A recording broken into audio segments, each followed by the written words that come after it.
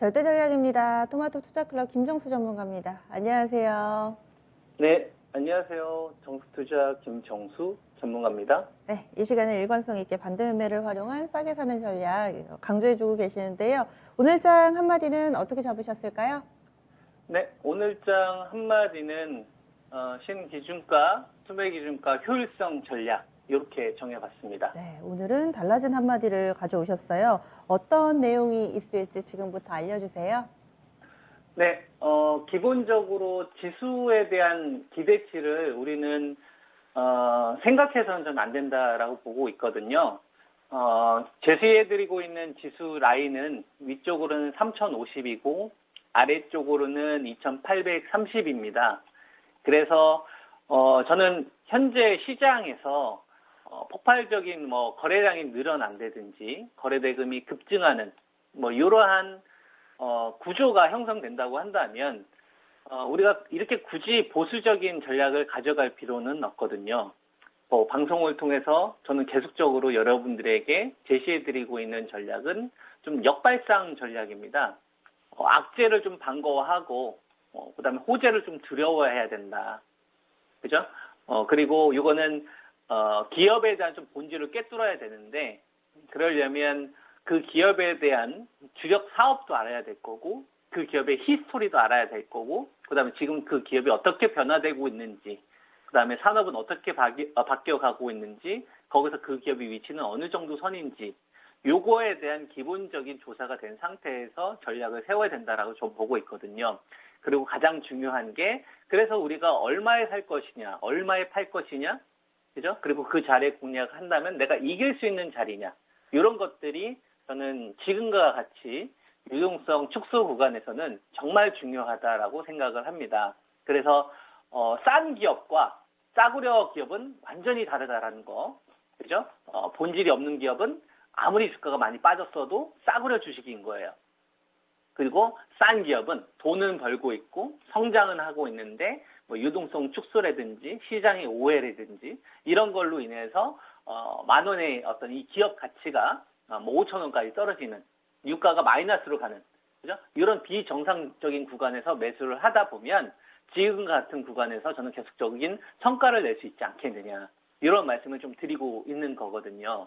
그래서 우리가 이제 반도체 가운데서 지금 SK 하이닉스 같은 경우는 제가 여러분들에게 97,000원 대한민국에 있는 사람들 다 사야 된다. 그래서 여기서도 못 사게 되면 103,000원이라도 사야 된다. 이런 말씀을 드리면서 지금까지 왔잖아요. 그리고 나서 지금 12만 원까지 꽤 올라왔습니다. 그러면 여기서 수익 병행을 하신 분들이 있을 것이고 나머지 그냥 끝까지 가져가려고 하시는 분들이 있을 텐데 지금 구간을 우리가 한번 생각을 해보라는 얘기죠. 확대되는 구간이 아니라는 얘기죠. 그래서 적당한 수익 병행을 하면서 가는 게 저는 필요하다라는 의견이고요. 그리고 삼성전자 같은 경우도 보면 지금 73,000원대 드디어 또 다시 74,000원대 이하로 떨어지는 아주 반가운 소식입니다. 그래서 지금 보게 되면 대한민국에 있는 사람들은 다 사야 되는 자리다라고 해서 말씀드린 자리가 69,000원이었는데 다시 74,000원 밑으로 떨어지는 이 자리를 저는 반가워해야 된다. 그래서 삼성전자를 내가 못 샀다고 한다면 오늘하고 또 내일 오늘하고 이제 다음 주에 또 눌리는 구간이 있으면 전 공략해도 된다. 이런 의견을 좀 드리고요. 시장이 안 좋았을 때 교정 흐름 나왔을 때 공략하는 게 정말 필요하다고 생각을 하거든요. 대표적으로 보면 제가 바이오제약 가운데서 여러분들에게 셀트리온은 20만 원이 붕괴되는 자리에서 추천을 좀 드렸었지 않습니까? 그리고 나서 25만 원까지 급등이 나온 구간에서 절반 정도 수익을 좀 파신 분들이 있을 거고 안 파신 분들이 있겠죠. 그리고 나서 다시 재공략을 할 때 얼마를 기준으로 보느냐로 제시해드렸던 가격이 21만 2천 원입니다. 지금 이 자리에서 지금 계속 왔다 갔다 하잖아요. 그래서 21만 2천 원 밑에서는 계속 매수해도 되는구나. 이렇게 기준 라인을 잡으시면 됩니다.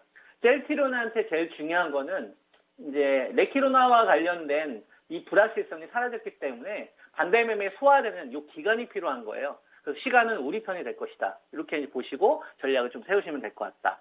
그리고 바이오제약 쪽에서 삼성바이오로직스를 제가 여러분들에게 언급을 하면서 삼성바이오로직스가 가는 방향을 보면 우리가 바이오제약 쪽에서 어느 걸 공략해야 되는지가 보인다. 신사업으로 지금 삼성바이오로직스가 추가 증설에 들어가는 이 공장이 플랫폼 쪽인데 이게 siRNA 있죠, mRNA 있죠, CDM으로 가기 위해서 반드시 필요하기 때문에 그쪽을 투자한다는 말씀 좀 드렸었잖아요. 그래서 제가 여러분들에게 공개 출제했던 종목 중에 하나가 에스티팜입니다. 가격대 기억하시나요? 95,500원이었어요.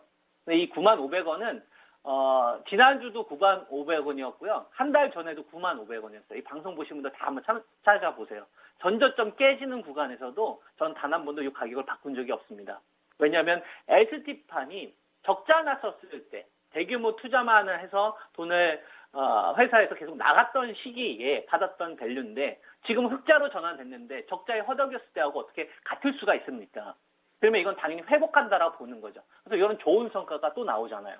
그죠? 그래서 여기서 수익 병행을 하실지 더 가져갈지 이제 시청자분들이 알아서 하는 겁니다. 그리고 제가 ST팜을 놓치면 여러분들에게 뭘 사라고 했었냐면 올릭스라도 사라고 했잖아요. 가격대 기억하시나요? 네, 올릭스도 제가 여러분들에게 제시했던 가격이 39,500원이었고요. 이 가격이 바뀐 적이 없어요.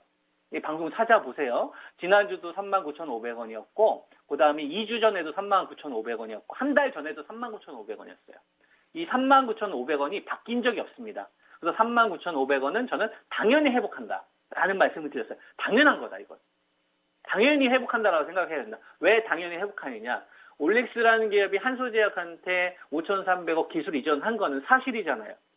바뀌지 않는 사실이지 않습니까? 예상이 아니잖아요. 그죠? 분석이 아니잖아요. 확정된 거 아닙니까? 그 다음에 작년도 떼아르한테 4,580억 기술 수출한 거 바뀐 거 아니잖아요. 사실이지 않습니까? 그죠? 그러면 그 기업에 대한 밸류를 산정을 해서 최소한 회복되는 자리는 우리가 알 수 있다는 얘기죠. 그 자리가 제가 여러분들에게 말씀드렸던 39,500원이고 이 가격 이하에서 공략하신 분들이 전 정말 잘한 선택을 한 거다. 잘 버티셨다. 잘 이겼다. 멋있다. 훌륭하시다. 그러면은 그분들에게 제가 이야기했던 자리가 기본적으로 44,000원, 45,000원은 기본이다라는 이야기를 해드렸었죠. 그 전략 그대로 가져가시면 되는 거예요. 그 말씀을 좀 드리고 싶은 거고, 그 다음에 제가 바이오 제약에서 여러분들에게 셀트리랑 같이 이야기해드렸던 종목 중에서 하나가 뭐냐면 유한양입니다. 답보 흐름이고 횡보하는 흐름이죠. 그래서 거래량도 없고 시장에 관심도 별로 없어요. 그래서 좋은 거예요.